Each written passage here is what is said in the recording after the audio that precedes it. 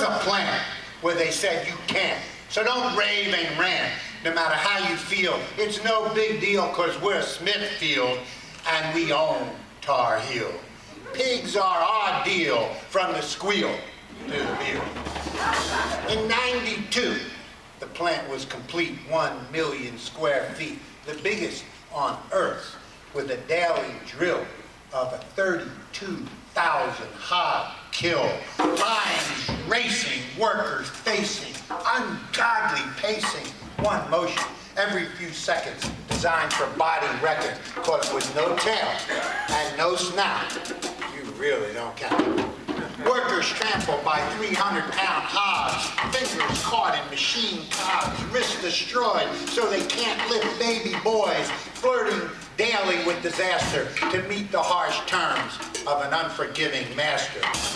So the workers organized, wanting to unionize to save their lives. People rallied nationwide, demanding justice by the workers' side. They marched, picketed at supermarkets, refused to yield, and demanding justice at Smithfield. With Obama's North Carolina election win, the workers proclaimed, if we can change the White House, we can change the Hog House. If we can change the White House, we can change the Hog House. Workers leafleted daily at 4 a.m., calling for change we can believe in. Go for hope, not fear. Union time is here. Si se puede. When the word came with the final score of the election game. Workers win, Smithfield changed. Workers cried and danced in the cafeteria. There was then hysteria. Organizers shouted, the company pounding. For 16 years, the company had lied and tried to claim that they spoke in the workers' name and that workers wanted things to stay the same. But hope springs eternal in the human soul. The workers reached their hard-fought goal. And as the next day's dawn was there, down in Tar Heel, you could hear the workers' chant became a cheer. We changed the Hog House. We changed the Hog House. We changed the Hog House.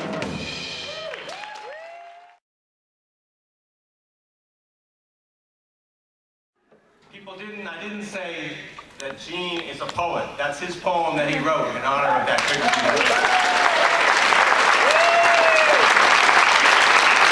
People also don't know, maybe, that he's a songwriter, he's a playwright, he's an actor, he's a singer, he's a person of great integrity, honesty, humility, and he still has that sweet jump shot. Gene Bruskin. Give this award today from the Workman Circle.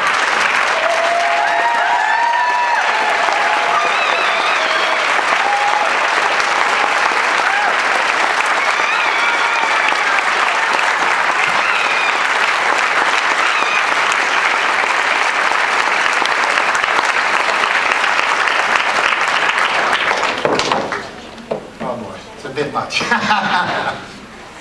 So, you know, I think that, I guess I felt like the poem is in the spirit of this magnificent event, in this truly special Workman Circle. And your dynamic leader, Lisa Gallo, what's happened here is that you have helped revive this really all-important culture in Jewish working class history. Just the incredible role that it has played, just that culture played in the civil rights movement, in the anti-apartheid movement, in the women's movement.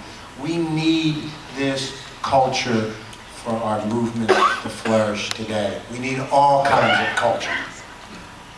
And all of this really makes me have to sort of ask myself, what does my Jewish background and roots have to do with the fact that I did this work and have done this work for workers in my whole life? So I grew up, as Dick said, in South Philly, and my father was a TV repairman, and my mother had the hard task of trying to raise us. And my father abandoned his Orthodox Jewish upbringing to join the communist youth movement in the 30s. And that's where he actually met my mom at a dance. But in my house, we didn't go to temple. We ignored Shabbat. We didn't do any religious holidays whatsoever. But my father was always singing Fiddler on the Roof, if I were a rich man. And my grandparents had been hat makers in Russia, in the steppe. And my great-grandparents, rather, and they were thrown down a well during a pogrom. My grandfather hid and eventually fled with my grandmother to this country, and they landed in Philadelphia. They opened up a hardware store on the corner of 5th and Porter, and it's still there, Bruskin's Hardware. 100 years later, so watch out, Home Depot, we're after you. So being Jewish was really been deeply embedded in my DNA. As far as I knew, we really hadn't been anything else for centuries. And of course, Yiddish was everywhere in my house. You know, there was Verblunchen, there was Verchakta, there was Oy Vey Izmir. Anytime somebody wanted to be expressive, well, there was Yiddish. No one said it, but we were really very comfortable in our own skin. We were steeped in our own tradition, and that meant identifying with the oppressed, regardless really of who they were. It's almost as if we had known, which we didn't, that in Deuteronomy it says, you shall not abuse a needy and destitute laborer, whether a fellow countryman or a stranger. As far as Jews and labor, wasn't it Moses that led the first general strike?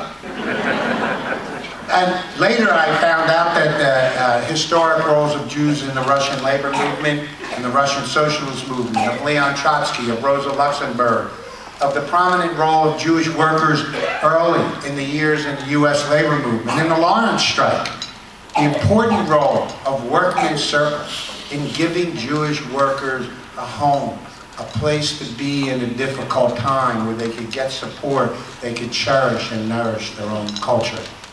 And I learned of the many Jewish leaders that played such an important role in our history, of Samuel Gompers, of Emma Goldman and Clara Lemley, and so many others over the years, and then the many Jewish activists and progressive labor leaders and others in this room.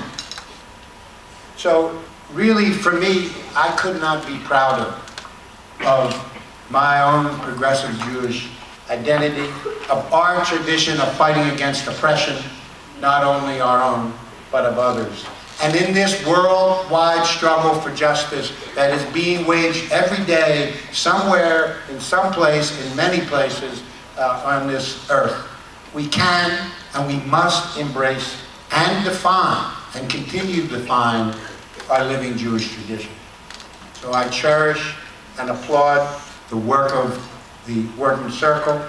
This award and this honor touches me deeply in my heart and in my soul. Thank you.